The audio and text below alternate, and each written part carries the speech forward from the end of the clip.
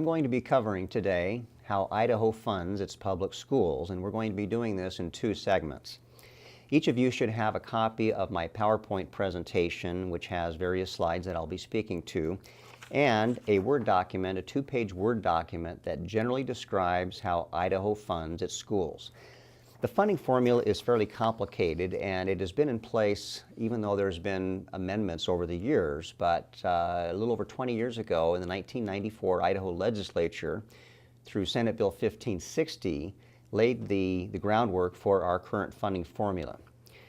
So that said, in last year's legislative session, House Concurrent Resolution 33, and you should also have copies of the concurrent resolution, and I won't read through that entirely, but the legislature, through this concurrent resolution, gave the Legislative Council the authority to appoint a committee to undertake and complete a study of the public school funding formula and to make recommendations.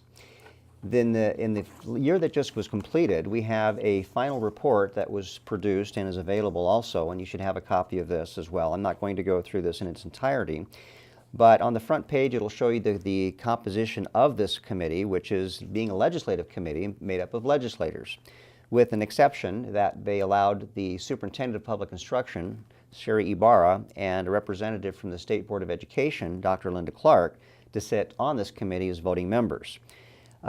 Various other staff from the legislature, from the department, including me, the Office of the Governor, the State Board of Education, the Division of Financial Management, all serve as staff support to this committee for information that they need.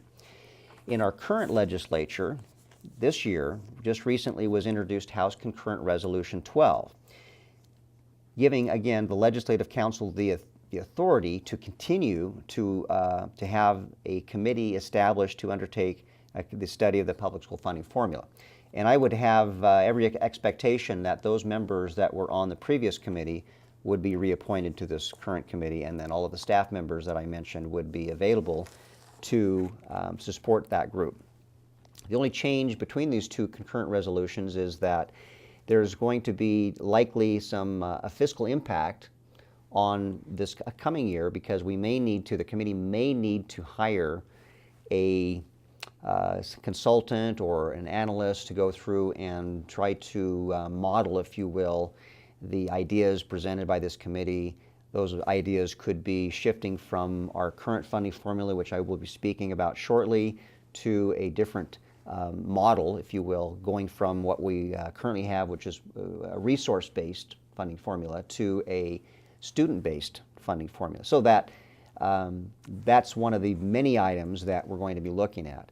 Keeping in mind that our funding formula, just because it is fairly, I don't want to say old, but a little bit outdated, it hasn't maintained its currency on how we currently deliver education. Many years ago, we didn't have the mobility that we are experiencing. We didn't have dual enrollment. We didn't have charter schools. We didn't have online courses and distance education courses to the extent that we have them today. So let's now shift back to the PowerPoint presentation and the Word document. I mentioned that this Word document attempts to generally describe how Idaho funds its public schools, K to 12. And on the first page, we're going to see some revenues that are in our current year appropriation, keeping in mind that our current year, as I refer to a school year, the 2016-2017 school year is synonymous with fiscal year 2017, beginning on July 1 of 2016 and ending on this upcoming June 30th of 2017. So these represent the dollars that were appropriated by the legislature last session. Interestingly enough, just yesterday they made an appropriation for the upcoming year that starts next July 1 of 2017 through June 30th of 2018. We're not here to talk about that today. But the formula, until changed, will be the same, and we'll talk about that at length. So throughout this document, it generally boils down the fairly complicated formula into a little bit easier, if you will, description of how we fund our attendance. And so I'm going to be referring back to this as we go through the PowerPoint. Now, up on the screen as I speak, I believe you'll be seeing a copy of this first slide, which are questions that I'm going to provide answers to you. And we're going to do this in two parts. We're first going to cover where the school funds come from, how those are distributed, the average daily attendance, how that's calculated, and what a support unit is, the building block of funding, if you will, and how it's calculated. And then we'll break in between there, and then we're going to move into staffing. We're going to cover the salary-based apportionment, how it's calculated. We'll look at the dollar value of a support unit. We'll look at something called the distribution factor, which would be synonymous with discretionary funding. We'll look at the timing of our payments, and the calculations throughout the presentation. We'll have examples of some of the worksheets that we produce in our office that are used to determine the amounts of monies. And then throughout the presentation, I'm going to impress upon you that there's three main reasons why any school district or charter school receives what it receives. And those three reasons are, first of all, size. The larger the charter school or the public school district, the more total dollars it will receive, but because of the economy of scale, it will receive less per student as it is larger and more per student as it's smaller. The second component would be staff, who you hire. And the state doesn't have a formula that generally gives the same amount of money regardless of who you hire. It takes into consideration the education and the experience of those individuals that you hire in the administrative area and the certificated area, including both instructional and pupil service staff. And the last component would be classified staff, which are based on a base salary and really don't take that into consideration. But the majority of your salary expense as a superintendent or a building administrator is going to be on your certificated staff for both administrators, again, and instructional pupil service. The third and final component that varies revenues is going to be who you teach. By design, the state of Idaho has a half-day kindergarten program. That's not even mandatory, but I'm not aware of anybody who doesn't offer the kindergarten program. So it doesn't make sense that we would be sending out as many dollars in revenues for a kindergarten student as we would for elementary or secondary. So as we move up the grades, that grades 1 through 6 being a full-day program, we would expect that to receive more money, and it does. And as we move into secondary programs, even more dollars are distributed because we recognize that we're going to have more class offerings.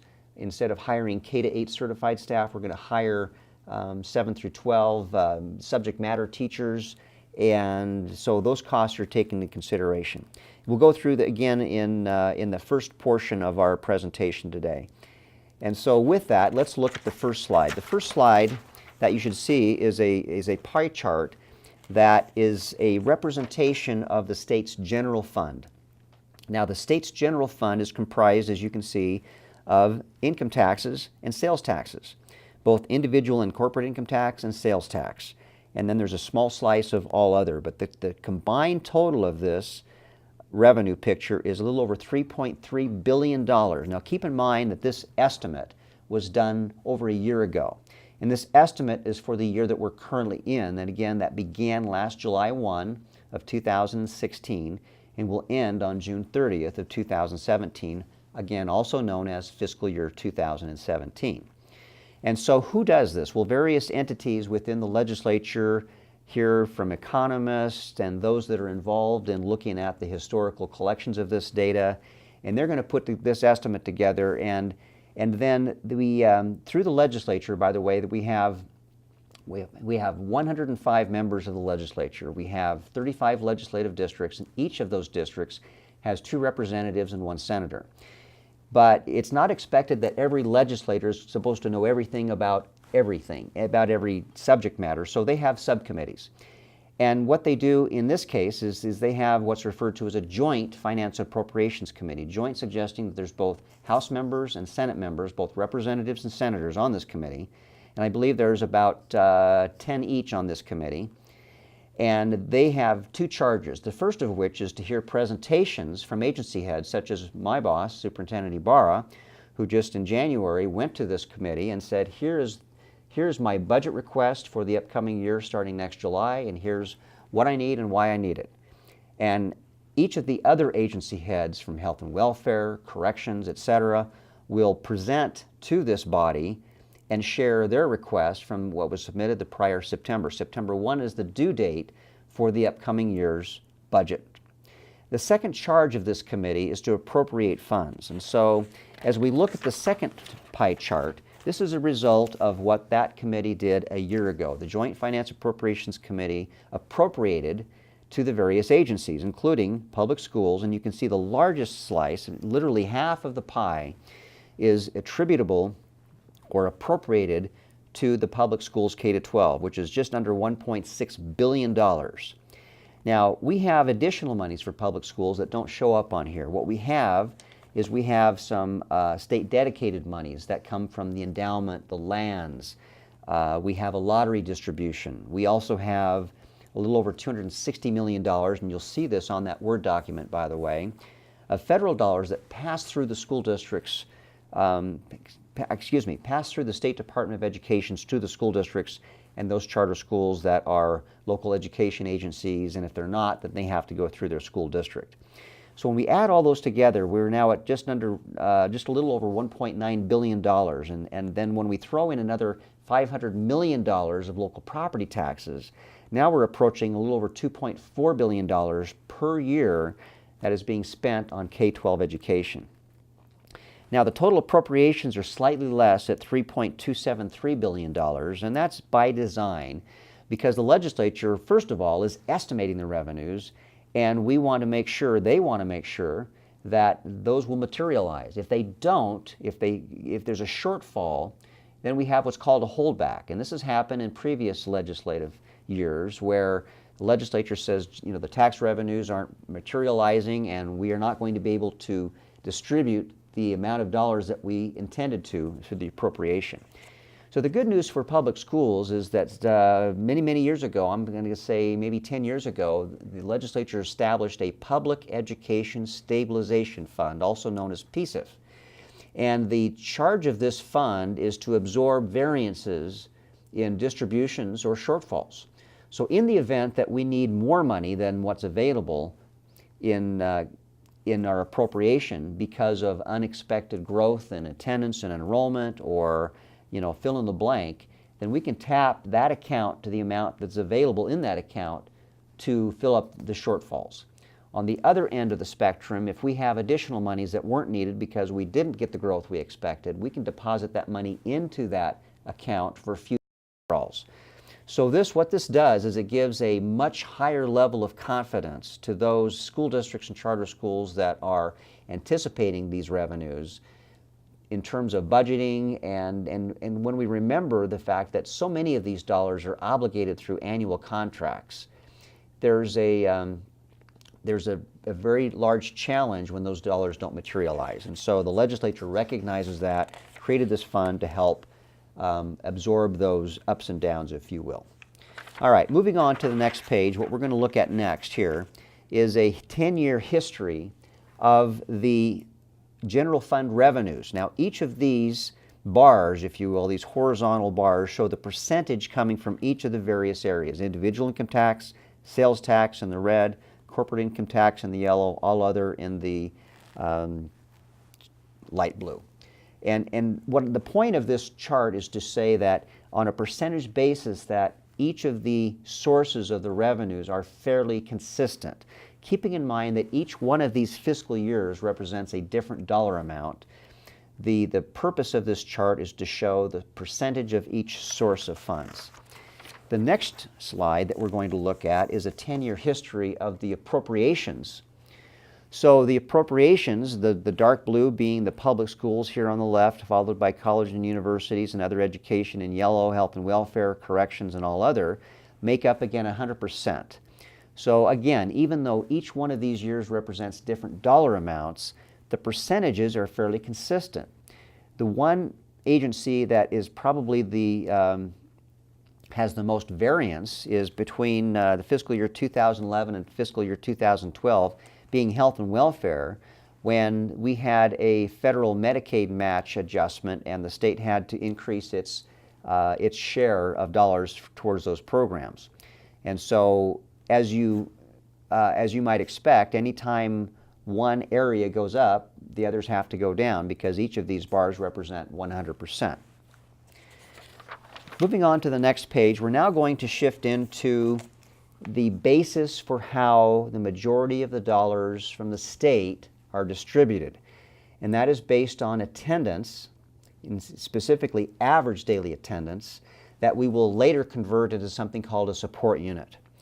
Now, I can't tell you why the state chose to be funded on funding schools on an average daily attendance as opposed to enrollment, but the funding formula committee that I mentioned earlier is looking at that as a possible change in how we fund. Enrollment has some advantages in terms of those districts, or excuse me, those students that are in an online course, for example. It's very challenging to determine what to count for attendance for a student that in a brick and mortar setting is there every day for a certain amount of time. An online environment would suggest more flexibility. I may want to, as a student, not work on something today and work extra hours over the next few days, for example. But our funding formula really doesn't take that into consideration. So that's one of the many items that our funding formula committee will take into consideration. So getting back to how we do it today. So what I have here on this next slide is a slide that depicts something referred to as an administrative rule. So the Idaho Administrative Procedures Act, IDAPA, is where we see these rules. And this section of rules comes from the State Board of Education. And the State Board of Education oversees the Department of Education, and in fact, Superintendent Ibarra, the state superintendent in any given year, sits on the State Board of Education.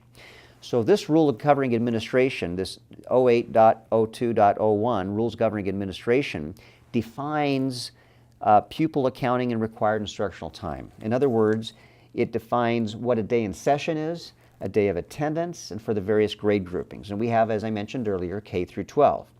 And so for a kindergarten student, that minimum is 2.5 hours. If that kindergarten student is in session for 2.5 hours, under the guidance of a teacher, not including lunch periods or breaks or passing time, then that student triggers a day of funding, if you will. And for grades 1 through 12, that minimum is now 4 hours. It can be anything more than that, and in fact, in most cases is more than 4 hours per day. So any grade 1 through 12, if the student's there for at least 4 hours, that constitutes a day of attendance. There is a half-a-day provision for those students that are in grades 1 through 12, and that's, interestingly enough, 2.5 hours. So if they're there for 2.5 hours, but not for 4 hours, they may be counted as a half day of attendance. So, as I look through my notes here, let's talk about how we calculate the average. It's simple math. Now, I mentioned earlier that we fund on attendance and not enrollment, and not everybody shows up every day. So, but for purposes of calculations, I'm going to assume perfect attendance because it's easier to do the math. So let's just take a building of 100 students. And we have a 5-day school week. And by the way, we do have some school districts and charter schools that have adopted a 4-day school week. So what they do in that case, because of the minimum hours that are required in statute, they have to have longer days if they go to a 4-day to meet those minimum hours. But let's go through some average daily attendance examples. So let's just say that the first example with a 5-day week and 100 students per day is going to give us 100 each day, Monday, Tuesday, Wednesday, Thursday, Friday, which would be a cumulative total of 500 divided by 5 days in session yields 100 average daily attendance. Likewise, if we had a 4-day school week, Monday through Thursday would add up to 400 divided by 4 days in session would yield again our expected 100 average daily attendance. Let's just say that we had a half a day with a 5-day week, and that half day was on Friday. So we had 100 for 4 days, which would be 400. We have 100 students at half a day, which would be 50. 450 divided by 4.5 days in session would again yield our expected answer of 100 average daily attendance. But what happens on a day or a week when there's poor attendance? Let's just say that we had a 5-day week and only 90 students showed up every day. Our average would be 90. Or we had perfect attendance on Monday through Thursday and only half of them showed up on Friday because there's a sporting event on the weekend that they all left early for. And so if any of those items occur, our average goes down. Now, we calculate average daily attendance of the state 2 times during the year. The first of which is from the first day of school, which varies from school district to charter school or to other school districts. It could be anywhere from late August to early September. But by statute, the end of that first period that we look at, or the midterm period, is the first Friday in November. And that's generally 10 weeks of school. So during that 10-week period, we calculate average daily attendance. We convert that into support units, which we'll talk about soon.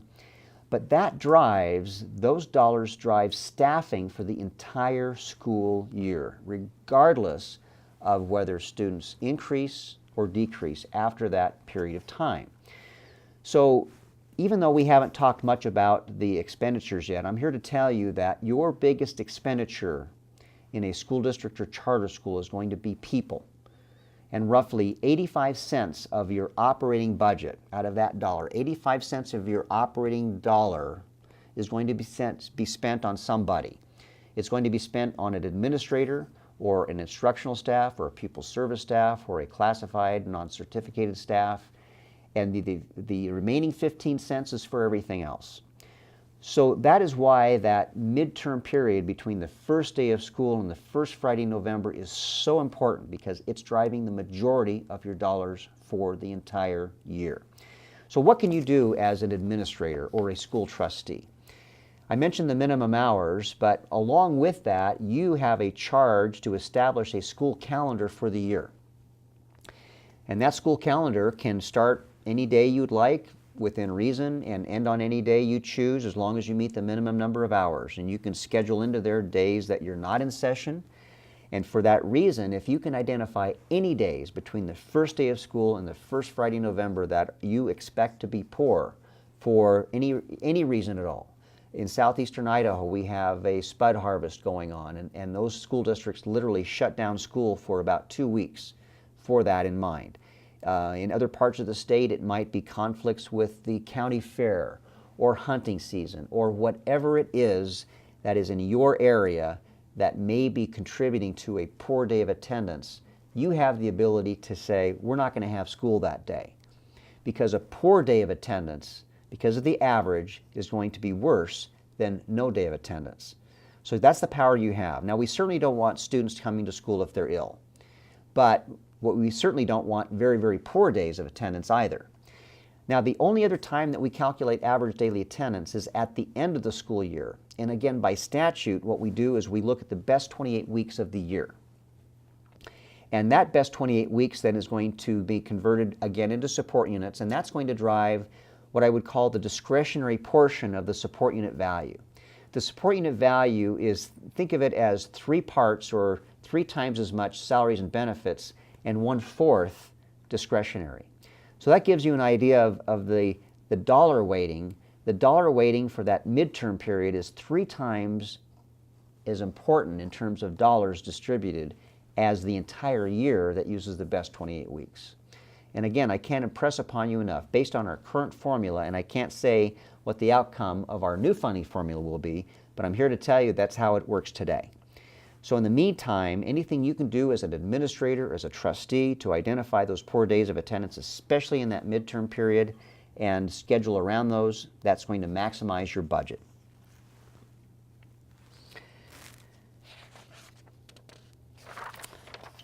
Okay, now that we're all experts on how to calculate average daily attendance, we're going to convert that average daily attendance into something called a support unit. Now I'm going to refer to a slide that comes again out of statute, and it's in Title 33, Chapter 10, 33-1002, subsection 4.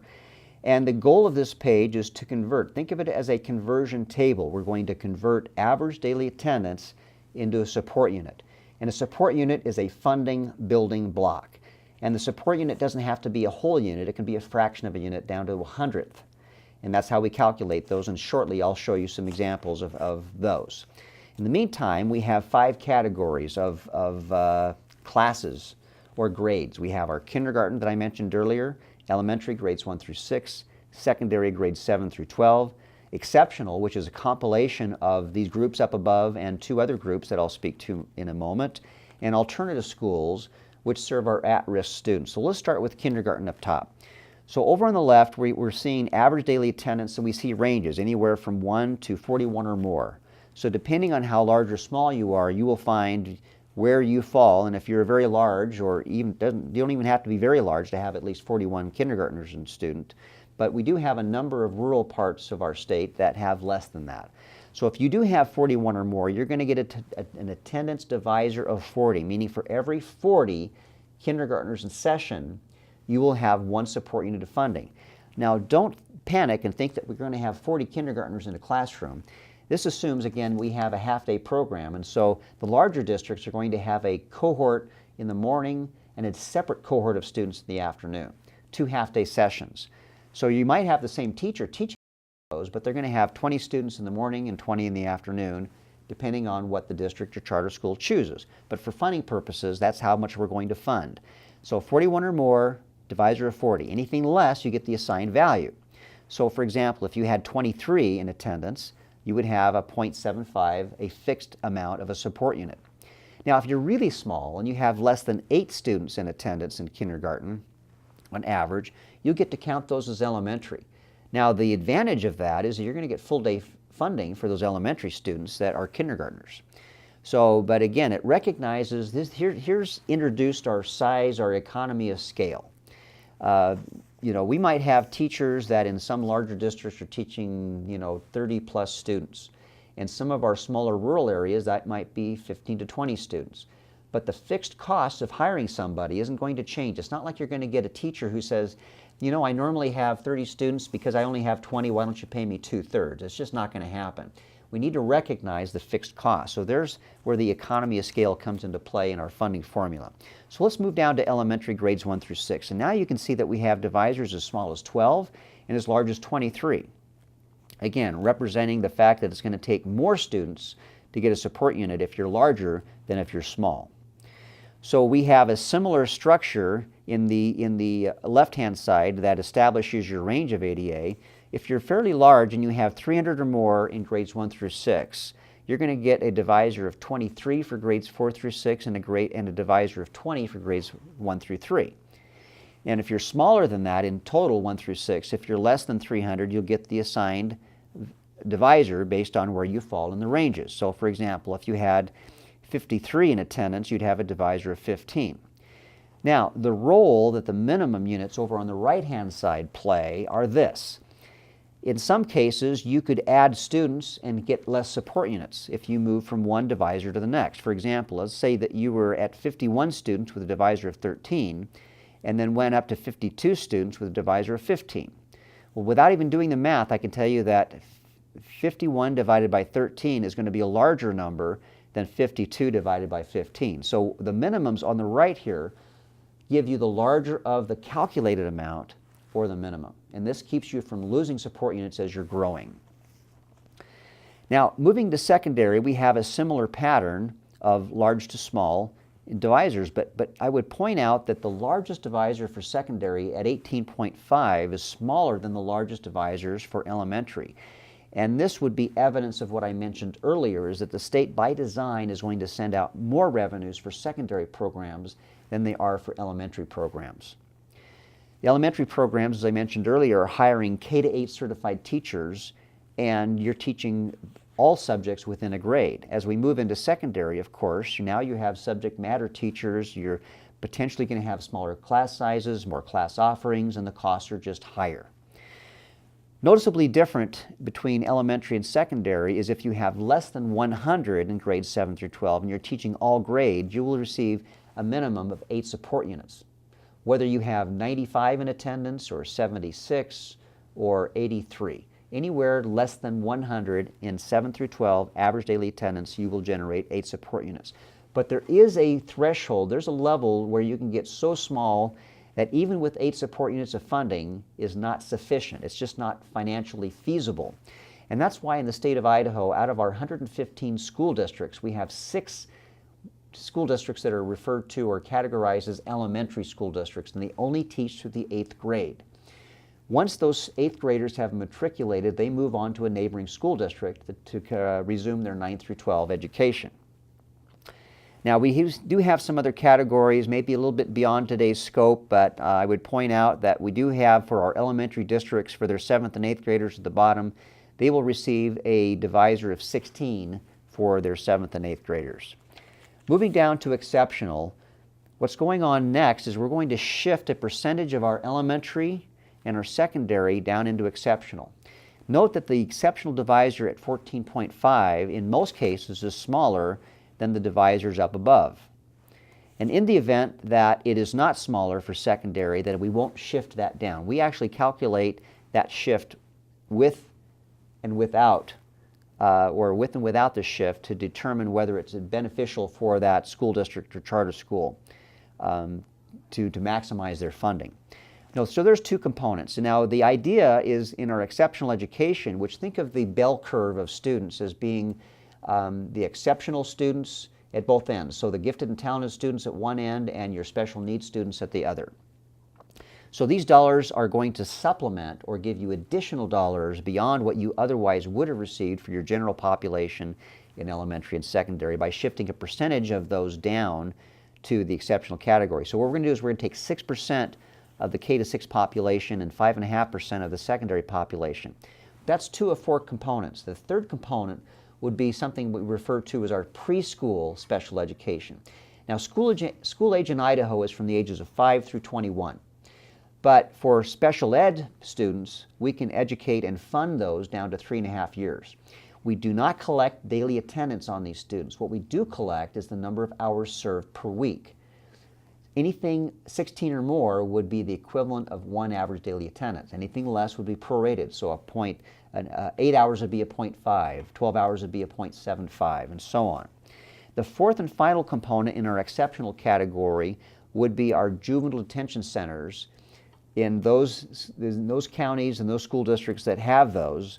And so we add those four components together for the average daily attendance, and then we divide that by 14.5 if you're large, and if you are less than that, you get the assigned value, similar to what we did in kindergarten. The fifth and final category for alternative schools serve now used to only serve 7 through 12, and recently, a couple of years ago, the legislature expanded that to include 6th graders.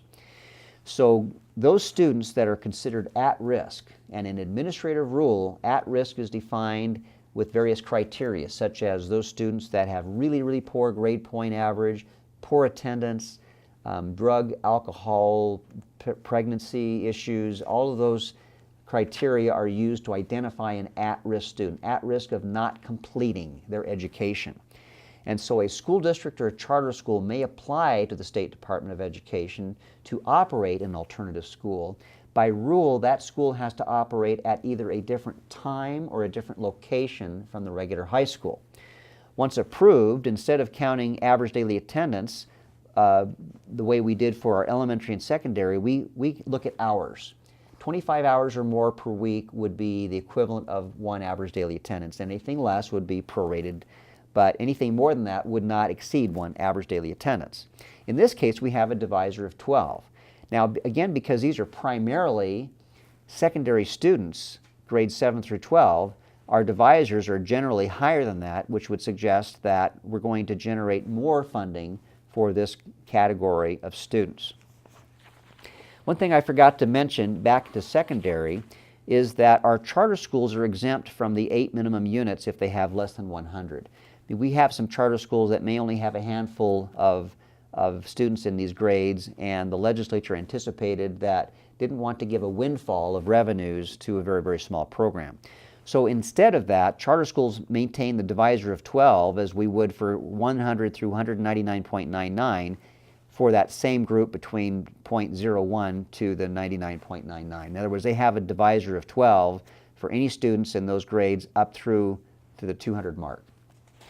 Moving on to our next slide, and this slide is a picture of what we just covered on the previous slide. It's a graphic representation of a support unit that shows you that it takes 40, in the red bar, 40 kindergartners to generate a support unit, anywhere from 23 down to 12 for elementary. The darker blue bars being those that are less than 300 for grades 1 through 6. The lighter blue bars being those that have over 300 and a split divisor of 23 and 20. The next group of orange bars would be secondary, and again I would point out that the largest divisor is smaller than the largest divisors over in elementary, which would suggest that we're sending out more money per student for secondary than we are for elementary.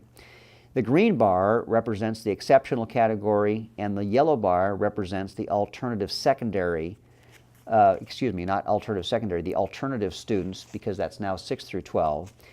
And this would be a good time to talk about the dollars per student. Now, in the year just ended, or the year that we're in, I should say, is that we're estimating a support unit value to be $94,000 roughly. And on your Word document, you will see in the lower part of page 1 a range of dollars that we spend or that we distribute on each of those categories. So it's roughly $2,400 for kindergarten, $4,100 to $7,800 for grades 1 through 6, again, depending on whether you have a divisor of 23 or down to 12, a range of $5,100 to $7,800 for secondary, an average of $6,500 for exceptional, and $7,800 for alternative. So you can see here that the smaller the bar, which represents average daily attendance, the more per student you will receive.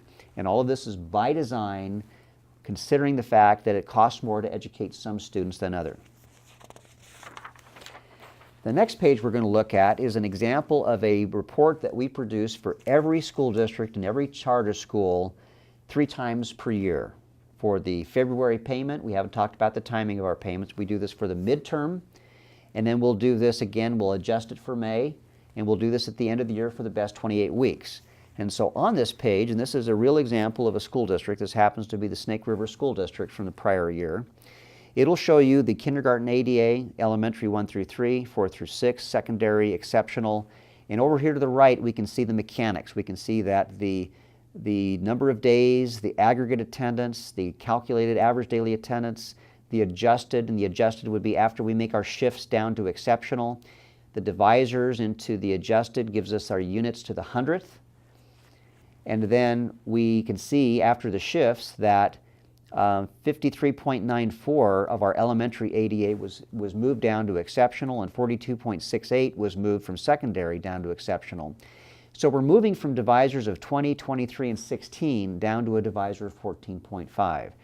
And if I've taught you anything so far, you know that the smaller the divisor means the more money per student. So this would suggest that you will have the more total units by making this shift than without the shift. And again, if the secondary divisor in this case is larger than 14.5, but in the smaller district, if it were smaller than 14.5, we would run this in 2 different looks to say which is going to generate more units. All right, so that's how we get to support units. A big step in understanding how we're going to fund you as a school district or a charter school. The next line below the total here talks about protected support unit adjustment, and it's a minus 0.6%. And it reduces this total by 0.05 of a unit. So it's a very, very small reduction. So what's the purpose here? Let me give you the history. And so when I first got to the department several years ago, we had a law that said that if you as a school district, and by the way, charter schools are exempt from this, and I'll explain why here in a moment, but if you as a school district lose more than 1% of your students from the previous year, so that we're in the fall of a year and you find out that your average daily attendance is going down more than 1% from the prior year, we're going to fund you at 99% of the prior year. And this was in place all the way through the early 2010-11 period when we had the Great Recession. The legislature said, we can no longer afford to do this. Now, why was this done in the first place? As I mentioned earlier, is that most of your expenses for staffing are contractual obligations, annual contracts. And the legislature recognized that those contracts are signed in the spring, late spring, early summer, and they're an obligation that you have to pay regardless of how many students show up in the fall. So for those unexpected drops in average daily attendance, if you lost again more than 1%, this was a safety net to provide sufficient funding for those contracts. Well, again, the legislature in the beginning of our Great Recession said we can no longer afford to do this. So they repealed that, but it came back into play because the districts collectively said, this is important to us, we need this, and we're willing to create a self-funded insurance type of a program where every school district that participates, in fact all participate, there's not an option, will receive the reduction necessary to fund those that are eligible. And so this is a net zero game, a net sum zero game, meaning that we only reduce everybody's, think of it like an insurance premium. We only provide the premium necessary to pay the benefits that are necessary. And the premiums are a little bit lower now because now the threshold was moved from 1% to 3%. So now you have to lose more than 3% of your students to be eligible. So that reduces the number of eligible school districts, and it also reduces the premium, so it makes it more affordable. So it is back in play in statute, but that's what that reduction is for. So we get down to the total support units adjusted for protection of 86.78, and that is the number that we're going to be using for our staffing. The next slide, again, looks very, very similar, but it's for a different time period. This is for the best 28 weeks for the year, and in this case, we have a different total. We also have a different percent that's being reduced for protection, because we look at protection for each period independently. We're going to compare midterm this year to the midterm last year to determine eligibility. We're going to compare this year's best 28 weeks to last year's best 28 weeks for eligibility. But keep in mind that the best 28 weeks, as I mentioned earlier, are driving the 86.6, the discretionary monies. So we have a little bit different number, but that's driving the discretionary. Now, you might just say, well, gee, that's not a very big difference, and it's not. We went from 86.78 to 86.67, and you might think, gee, why did that go down? We're taking the best of the year. Well, for whatever reason, the best of the year is typically those first 10 weeks of school, and everything after that tends to be a little bit lower. And we can speculate on why that is. It could be because of migrant populations. It could be because of students that were just not as gung-ho as they were the first of the year, and I'm going to be to school every day, and then January, February gets here, and it's like, nah, I think I'll stay home today. So for whatever reason, we have a lower number generally statewide. Now, out of 14,000 plus estimated units statewide, we have a reduction of about 50 to 75 at the end of the year between the midterm and the best 28 weeks. So these reports have various additional information. It shows the average daily attendance below by category for the full term, the best 28 weeks. And that's pretty much all I have to say about support units and average daily attendance. And this concludes part one of how Idaho funds its public schools.